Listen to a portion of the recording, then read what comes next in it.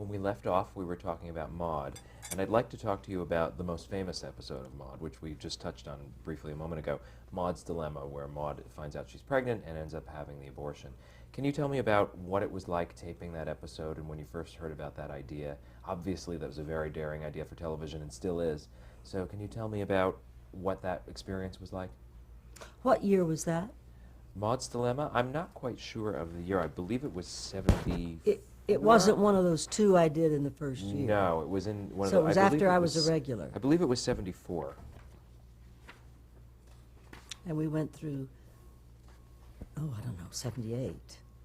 So it must have been the first year I was on the... Well, anyway, I can tell you about the experience. Okay. It was a serious show.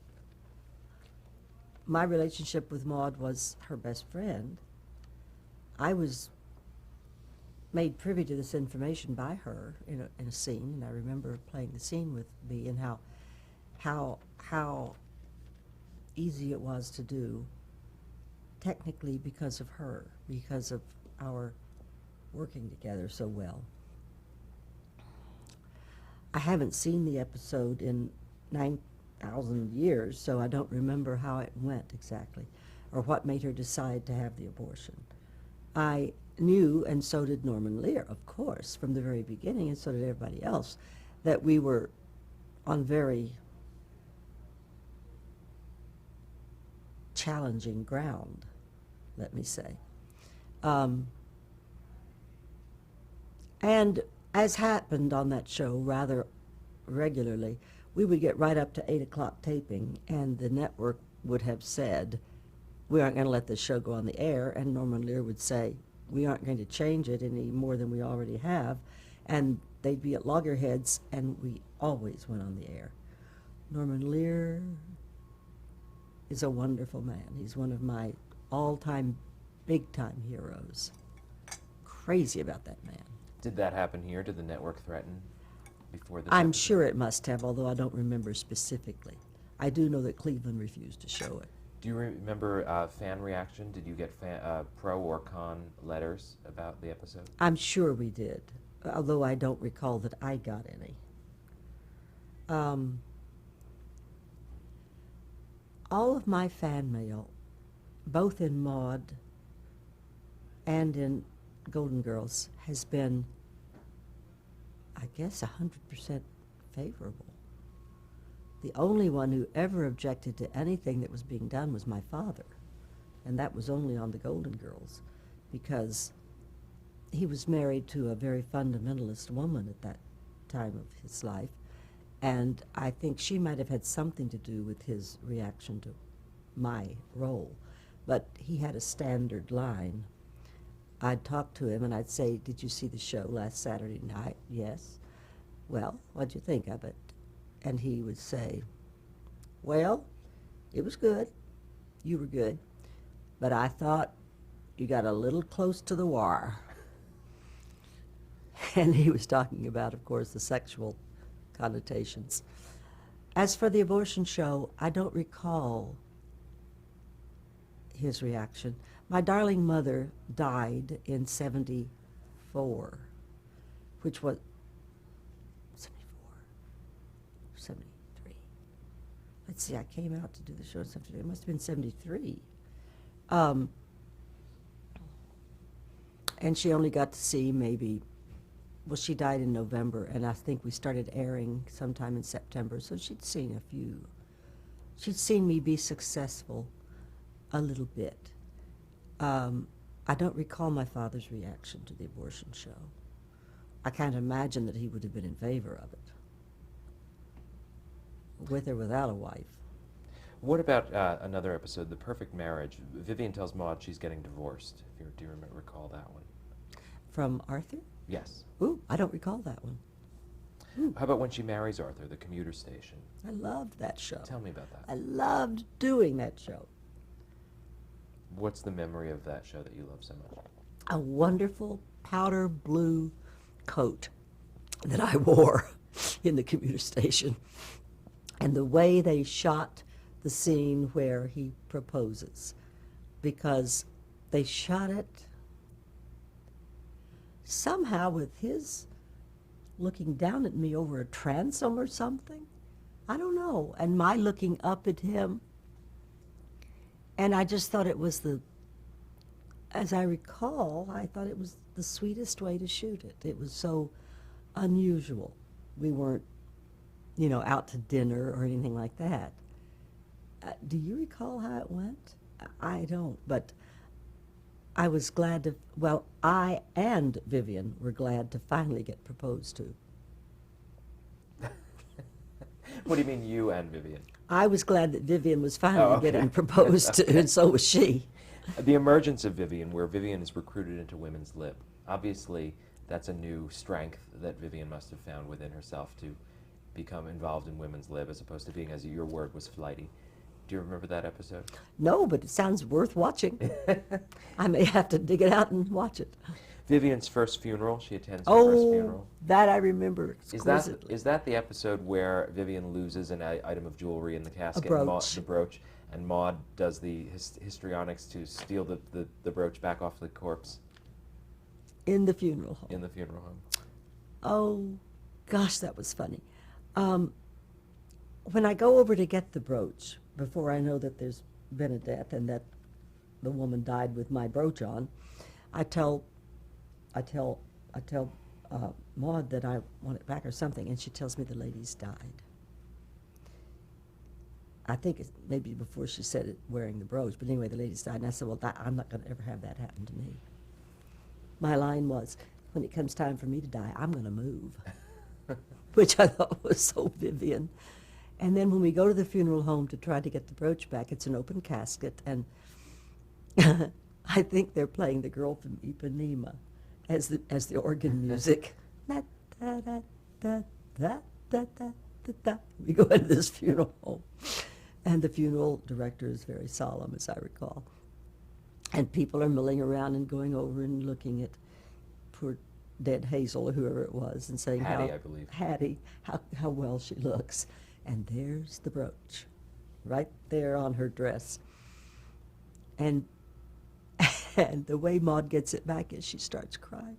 Oh, Hattie, Hattie. And she leans way over the casket and she undoes the brooch while she's down there and palms it and we get it back. But I believe it's a surprise reveal, right, where you leave and then Vivian says, I didn't know you were so upset, and Maud says, here's your brooch.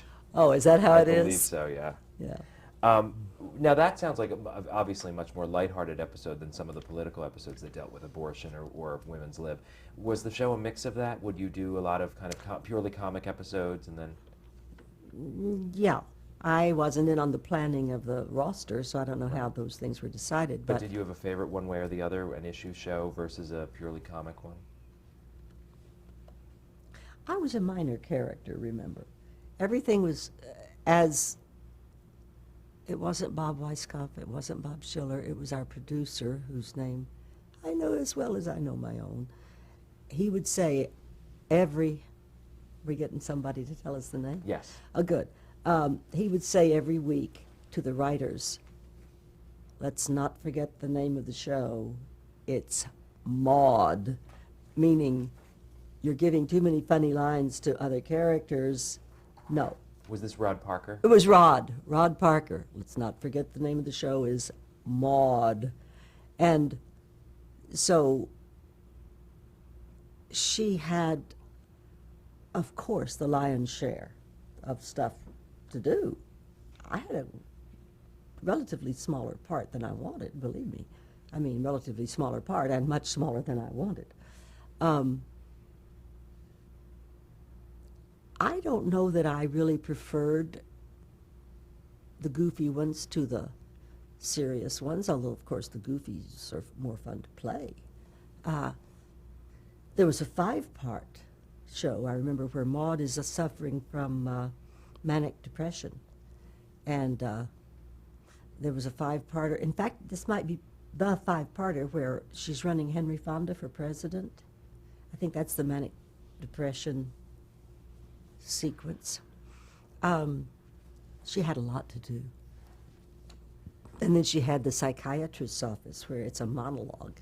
All we see is, I guess, the back of his head. Right. and he doesn't have any lines, and she's just talking on and on and on and on. It might be that one that she won an Emmy for, in fact, was it? I think so. I think it was. Were those among your favorites, or are there any other favorites that we haven't touched on? Well, the monologue was not among my favorites. No, but I mean, okay. But at the other episodes we talked about, were those among your favorites, or are there any that we didn't touch on? Darling, you'd have to start mentioning them to me, and then I'd have to say, oh, yes, that one, how can I? Oh, I'll tell you the ones I always enjoyed. Norman always let us do a musical every year. We would all put together a musical that was, Maude is usually in charge, to be done down at the, I don't know, some kind of a hall. One was, it was celebrating, it must have been 1776, because it must have been one of those, an anniversary, you know. And we got to sing and dance and carry on. And I do remember that Vivian wanted to be in the show, and Maude was trying to keep her part down, because Maude's trying to put the show together, not feature Vivian. And Vivian comes in, and she's dressed as an Indian maiden with an Indian hairdo, black pigtails, and one of those fringe dresses. And she said she's got an idea. She's got an idea. She'll be Sacagawea. Sacagawea. Yeah, the one who went with Lewis and Clark. And she said, I've even got the song. Listen to this. Tiptoe to my teepee, don't be sleepy, we can fool around just and Maude says, get out of here, Vivian, get out of here, we'll find something for you to do. Well, I got to do little bits like that. But I did love, Bill Macy and Conrad Bain were not too fond of the musicals. Hermione was fond of them. Adrienne, who's a singer, dancer, was fond of them. Bea, who doesn't dance but who sings, was fond of them, and I, who dance and kind of sing, was fond of them. But boy, I remember Bill Macy and Conrad dressed in tuxes, trying to be suave, and, you know, top hats and tails, and trying to be, top hats and tails, in fact, I think, trying to be song and dance men, and I thought being quite funny. Why do you think the show was so popular? Because it was funny. Was there anything like it before or since? Would you liken it to any other show? I don't think Norman Lear's shows were like any other shows. I think he was daring, and All in the Family particularly. I mean, gosh. I can't think of anything that Maude was like. And it, in fact, was so controversial, you know, that it didn't even go into reruns until just 2 or 3 years ago. They wouldn't even run it in this country until 2 or 3 years ago. It's like politically the country grew up to now be ready to do a 1970s show. And look at those costumes we were in. God almighty. Did you ever see so many sideburns and Nehru jackets in your life? And I, you know, being 5'4" at that time, and Bea being 5'10" at that time in ballet slippers.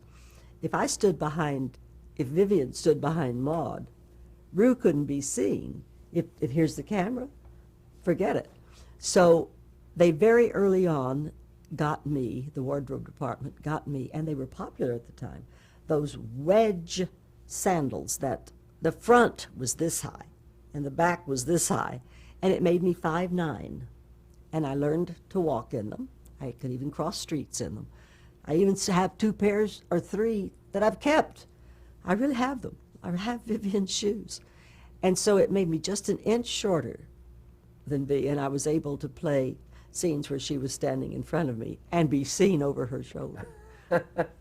But that was the bell-bottom trousers coming down to hide the wedges, the fact that I was in stilts. Call them stilt shoes. Why did the series end? Why did it go off the air? Because the plan was, Norman Lear came to me and he said, Rue, I would like to produce your series, a series for you. And I have a wonderful story. And it's set in the 30s, in the Depression. And it's taken from a play, Nourish the Beast, that he had seen off Broadway. And he was going to have it rewritten as a light comedy of Ginger Nell Hollyhock, whom Charlie Houghton named.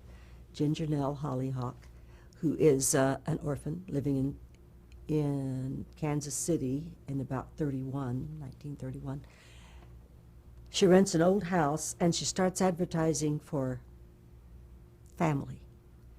And she gets, by the time we do the opening show, the pilot. Is this series Apple Pie? By the way? Apple Pie. Okay.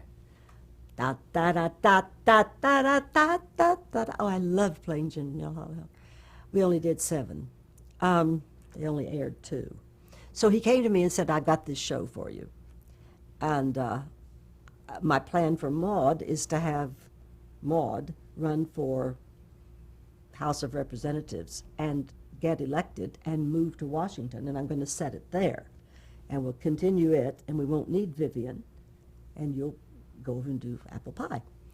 Well, Bea didn't like that. She didn't like that idea. Bea is a conservative woman.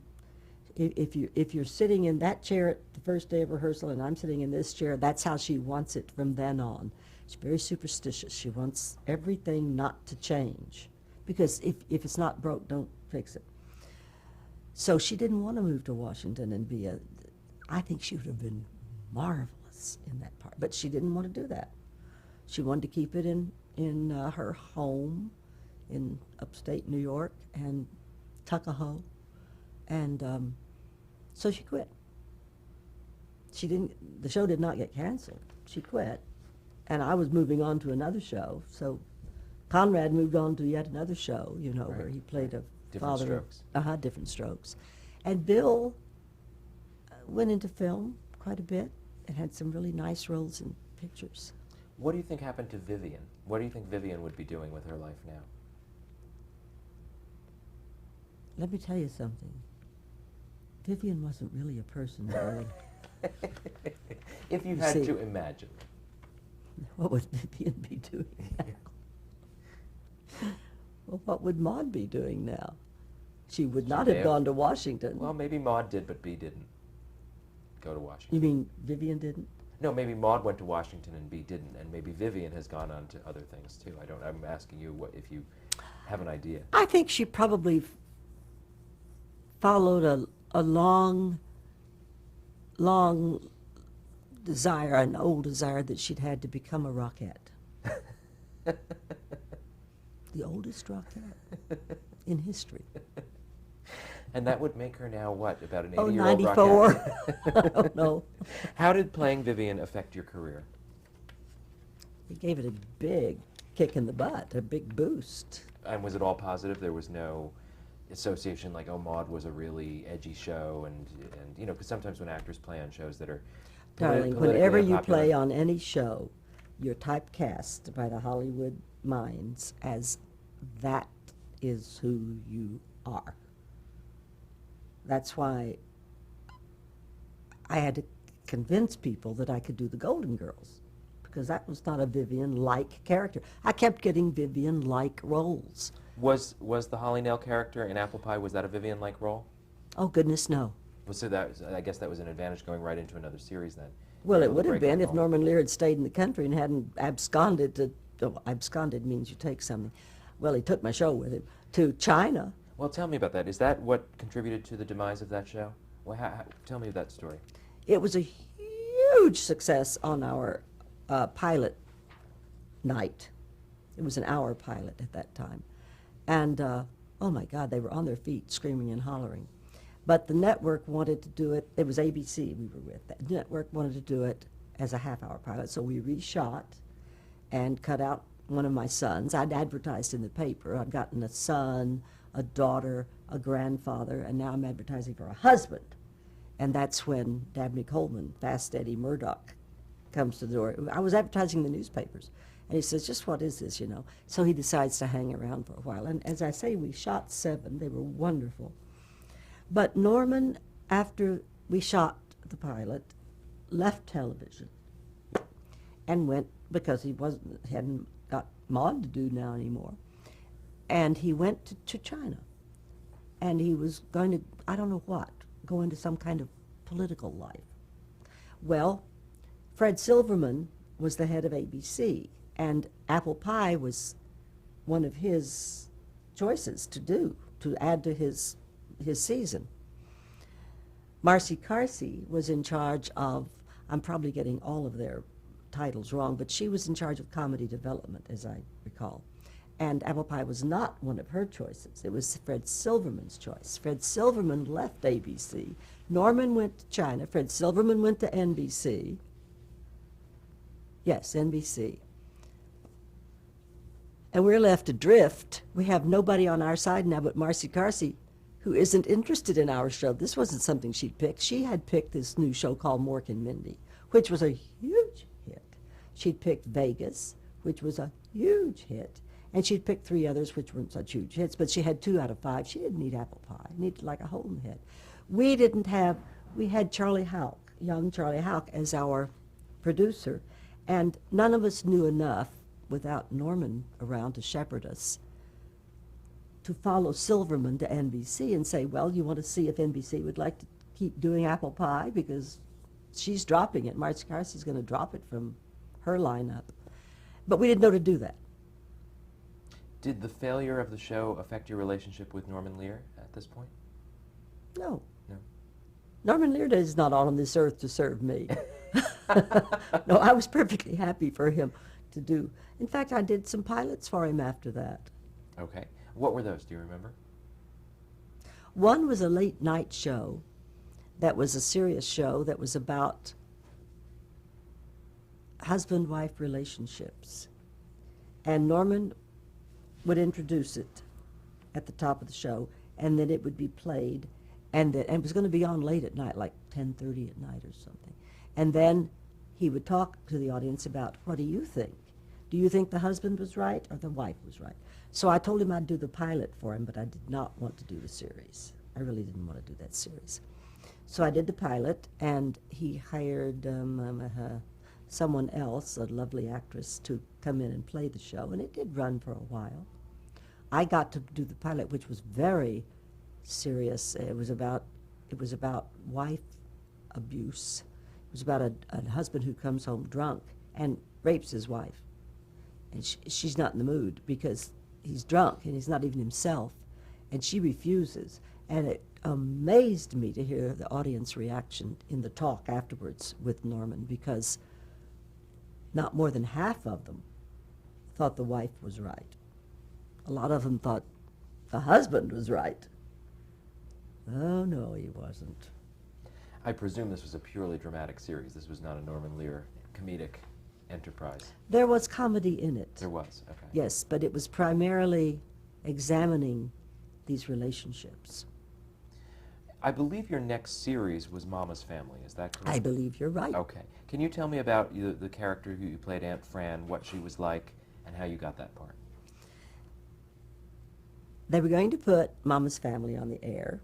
As a spin-off of the Carol Burnett show sketch, correct? That's right. And I loved that character that Vicki Lawrence created. I thought she was hilarious. They didn't even put lines in her face.